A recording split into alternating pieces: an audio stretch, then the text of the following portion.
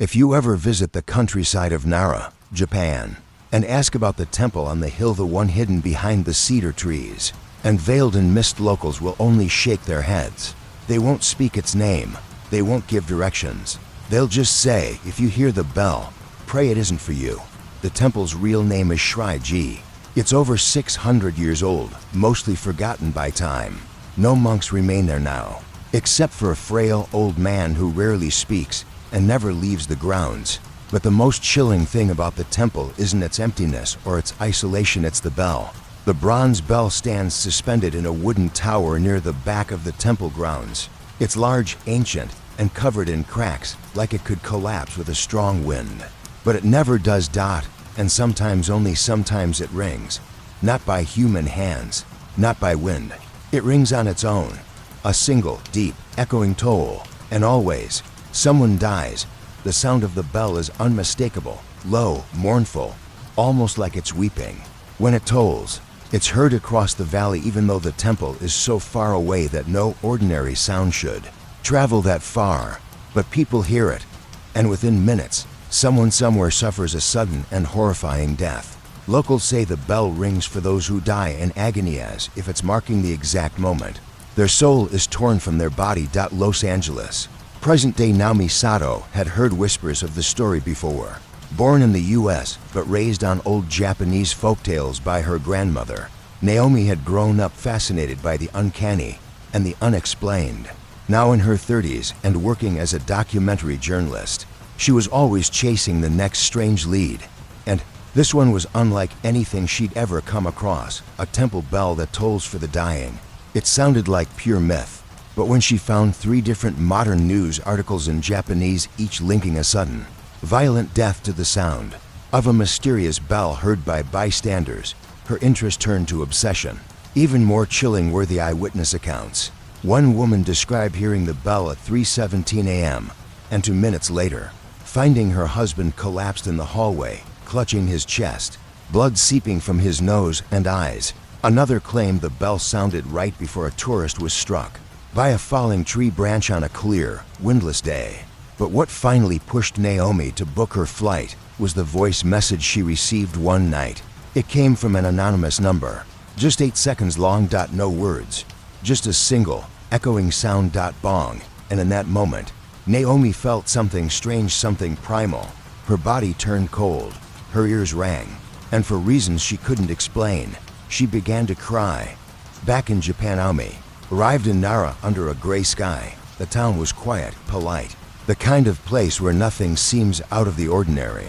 She asked about Shōrei-ji at a local tea house. The old man behind the counter immediately stiffened. That place, he said softly, should not be disturbed. People go looking for it, and they come back different, if they come back at all. When Naomi pushed, he scribbled something on a napkin. This is not a map, he warned. It's a warning. The napkin had only one thing written on it. The sound of the bell calls the soul. That night, Naomi stayed in a nearby inn. She tried to sleep, but the bell echoed in her dreams. No people, no voices, just an empty field. And the sound, bong, bong, bong. Each toll vibrated through her chest like thunder beneath the earth. And when she looked up in the dream, she saw herself standing beneath the bell, eyes wide, mouth open, silent, as if screaming, but no sound came out. The next morning, Naomi woke with a dull ache in her chest. The dream still clung to her skin like cold fog, sticky and inescapable. She could still hear the bell, that low, sorrowful sound. Bong. She shook it off, packed her gear, and set out. It wasn't easy to find the temple. GPS maps showed only empty forest past a certain point, and no one in town wanted to give directions. But Naomi followed an old hiking trail mentioned in a decades-old blog post, half erased by time and moss. For an hour, she trekked alone through damp woods. The canopy above swallowed the sunlight, and the further she went, the quieter the world became. Even the birds stopped singing. Then she saw it, a torii gate, weather-worn and leaning. Beyond it, the path narrowed into uneven stone steps, half consumed by roots and weeds. At the top of the steps, the temple stood. It was smaller than she expected, more like a shrine than a full monastery. The main building had, long forgotten, carvings on its beams barely visible under decades of grime, and just behind it, half shrouded in mist, was the bell tower. The bell itself looked exactly like in her dream. Large, cracked, ancient, and still, the old monk wasn't alone. A figure emerged from the side of the temple, a man, impossibly old. His robes were faded and stained, and his back hunched as though he carried the weight of centuries. He didn't seem surprised to see her. "You came," he said in English. His voice was hoarse, but clear. "I heard the bell." Naomi froze. What do you mean?" He looked at her with cloudy eyes. "The bell rings only for the dying, but sometimes it rings ahead of time, a warning for those who still have a choice inside the temple." Naomi sat with the old monk by a tiny hearth. He poured bitter tea and told her the truth, or at least his version of it. The bell had once been blessed, centuries ago, used to guide the souls of the dead into the next world. But during a war long forgotten, something unholy was done. A group of desperate monks performed a ritual, trying to trap death itself, so their village could be spared. They failed. Instead, they bound something into the bell, something ancient, something that now senses suffering and feeds on it. "It doesn't just toll for the dying," the monk said. "It calls to them. It marks them. Those who hear it before they die feel everything, every moment of pain, every second of fear, amplified. That's why the deaths are never peaceful." Naomi stared at the fire. "Can it be stopped?" The monk gave a sad smile. "No, but it can be negotiated."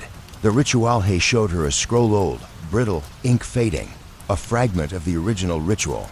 It described a way to hear what the bell hears, to see the soul it marks before death. But it required a terrible cost. The ritual binds you to the bell. You'll know who will die next. You may even stop it, but only once. And afterward, it takes something from you. A piece of yourself, a memory, a voice, sometimes more. Naomi's hands trembled as she read the words. She had come here for a story. Now she was part of it. That night Naomi chose to stay the night at the temple, against the monk's warning. She needed to know more, needed to feel it for herself. She set up a small camera facing the bell tower, then tried to sleep on a futon laid out in one of the back rooms. But sometime past midnight, she woke up gasping. The air had gone still, to still. Then she heard it. Bang, not from her dream, not imagined, real. The bell had tolled, only once, and no one had touched it. She scrambled to her feet, ran to the tower camera still recording. The bell swayed slightly, like it had just finished its motion. But no wind stirred, no presence could be seen. Then she noticed something even worse. Footprints, bare footprints, wet, human, leading away from the bell and toward the temple, toward her. Naomi followed the footprints in silence. Bare, human, wet, as if someone had just emerged from a river. But there was no river nearby. They led across the stone path, through the temple's old wooden corridor, and stopped right in front of her room. She felt a cold prickle at the base of her spine. Something had been watching her sleep. She slowly reached for the sliding door, but before her fingers touched it, it slid open on its own. The room was empty. No one inside. No sign of intrusion. Only a thin trail of water leading to her futon, and stopping exactly where her head had rested. The video, heart pounding.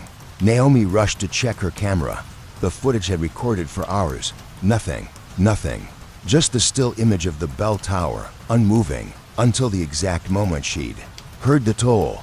1:37 a.m. The bell swung. Just once, and in that split second, something flickered beneath it. A shadow, hunched and elongated, its arms too long, its neck bent unnaturally, as if craning to listen for something, then gone. Naomi paused the frame and zoomed in. The figure, beneath the bell, had no face, just a smooth, skin-like surface where features should be. She froze. Her hand trembled on the mousepad. "What are you?"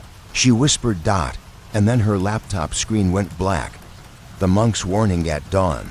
Naomi found the old monk sweeping the temple grounds. She told him everything: the footprints, the bell, the faceless figure.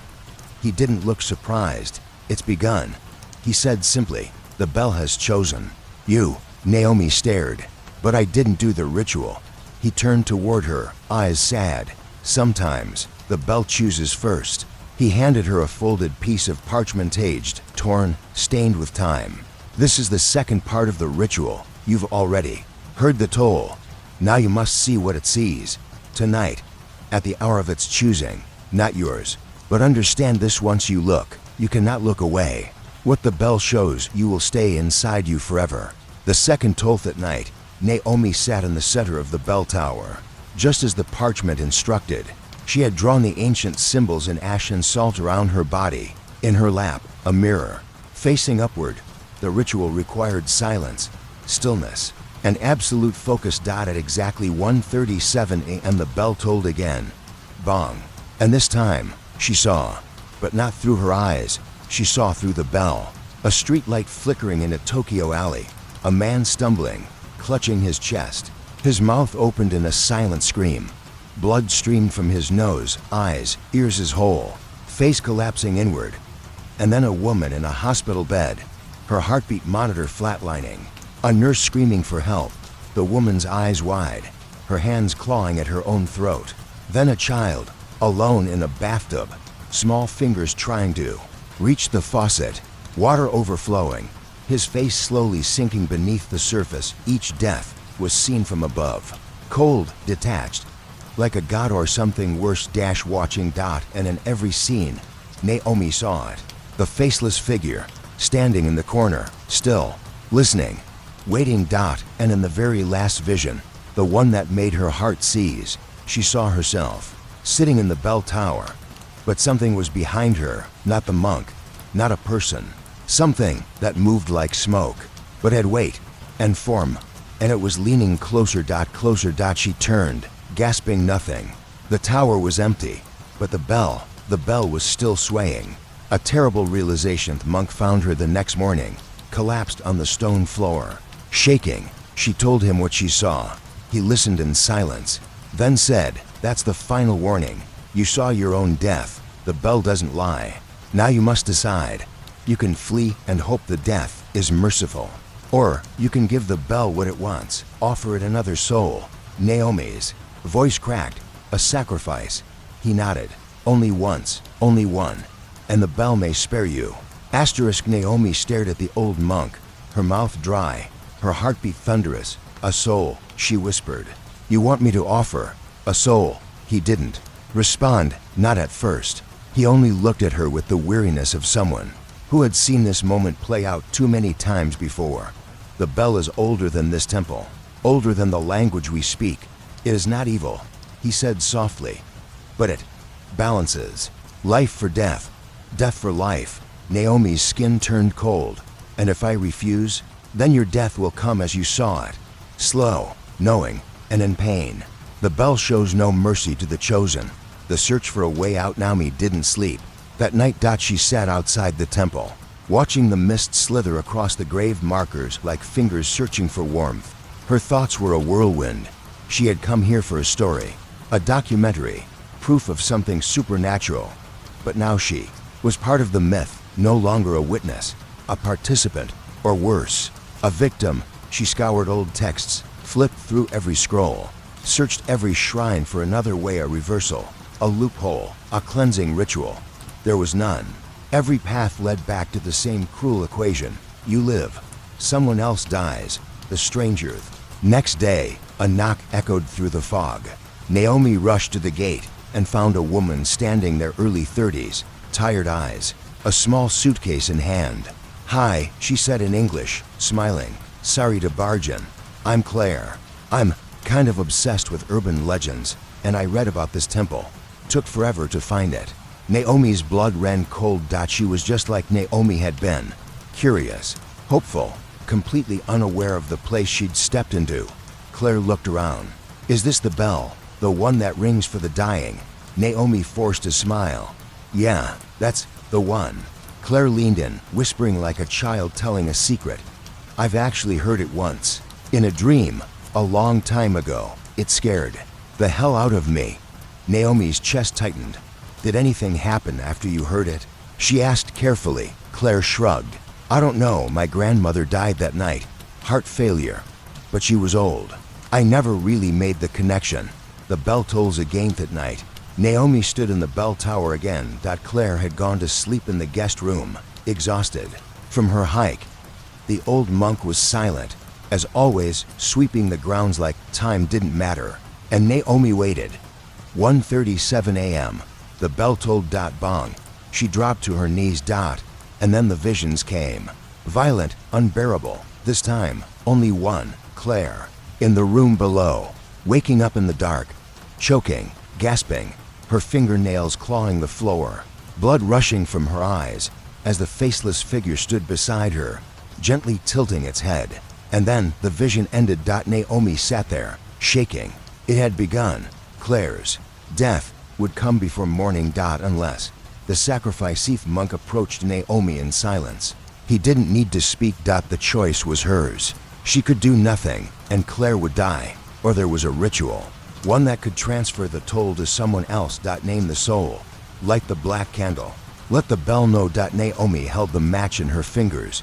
Her hand trembled over the candle. She could name Claire. She could save herself, and Claire would never even know. But the thought twisted something inside her. Claire was a stranger, innocent, just like Naomi had been. But so was Naomi, and yet, bong. The bell tolled again. A second warning. Claire had less than 1 hour. A terrible decision. Naomi walked to the guest room. Claire was sleeping peacefully, curled up beneath a thin blanket. Naomi stood there a long time, then whispered one word, "I'm sorry." She walked back to the altar, lit the candle, whispered Claire's name. The flame turned black. The air grew heavy. And the bell stopped moving. The next morning, Claire was gone. Naomi found the room empty. The blanket folded neatly. No blood, no body. Only her suitcase, and a single note, scrawled on the back of a receipt. "Thanks for the hospitality." The bell didn't toll last night. Maybe it's all just legend after all. Claire. Naomi read the note over and over. Claire had survived, but Naomi hadn't walked away unscathed. In the mirror, her reflection blinked slower than her eyes, and for a brief moment, it had no face. For the next 3 days, Naomi waited for the bell. It never rang. Claire's name had been spoken, the ritual completed, and somehow Naomi had survived. She should have felt relieved, triumphant, free, but instead, her nights were restless. The wind through the trees no longer felt like wind. Reflections no longer moved when she did. And sometimes, just before sleep, she swore she could hear whispers. Not from the temple, from the bell. Soft, like breath on the back of her neck. The bell's death. Old monk didn't say much after that night.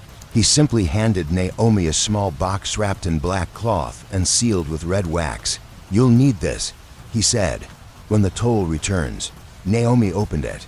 Inside was a shard of cracked bronze, a piece of the original bell. The monk whispered, "Broken during the first binding. Keep it close. It doesn't protect. It only warns. When it begins to hum, the bell is near, even if you're not." Naomi didn't understand. She had given the bell what it wanted. Why would it come back? The monk looked at her, tired and hollow. Because the bell never forgets. It only waits. Back in Los Angeles 2 weeks later, Naomi returned to LA. Her documentary footage remained untouched. She told no one what had happened. She told herself she was fine. But the bell-shaped scar on her palm left by the black candle never faded. And then came the first dream. She stood on a freeway overpass, alone, the sky dark, the world still. Far below her, cars crashed into each other in slow motion. But there was no sound, only that low, familiar toll, bong. She woke up screaming. The forgotten survivor. Naomi began to investigate the temple's history more deeply than ever before. She searched old archives, cross-referenced names, and that's when she discovered something horrific. There had been others, 7 people, over the past 70 years, who had written about the bell. All had visited the temple. All had come back alive. But every single one of them had died within 12 months, each death more brutal than the last. Drowned in a locked bathroom, burned inside a car that never caught fire, heart attacks in people with no history of illness. Worse, each one had sacrificed someone else to survive. They weren't spared. They were borrowed time. The hum begins that night. Naomi woke to a strange vibration under her pillow. The bronze shard dotted was humming low, faint, but constant. She held it in her hand, and it vibrated in rhythm. Bong. Bong, no bell in sight, no wind. Just her apartment, and the warning. The bell had returned. The final tolls tried to run. Booked a hotel, then another. Each night, the shard hummed louder. Each night, her dreams got darker. Until one night, in a hotel outside Phoenix, she looked in the mirror and saw herself standing still, but her reflection tilted its head, just like the faceless figure once did. No smile, no eyes. Just skin. And behind her, she saw it. The bell. Swinging. Bong. One last and try. Next morning, the hotel manager found Naomi's room empty. No signs of struggle, no forced entry, only her laptop still open. A single video playing on loop. Naomi, sitting in front of the camera, her voice calm, distant, as if she already wasn't there. If you're watching this, I need you to know, the bell doesn't take, it marks you. Don't escape it. You only delay it, and every delay deepens the debt. When you hear it, don't look for it. Don't try to record it. Don't follow it, because the moment you wonder who it's ringing for, it's already too late. The screen flickered. The video froze on Naomi's face. Blank, expressionless, faceless. Then bong. Black screen.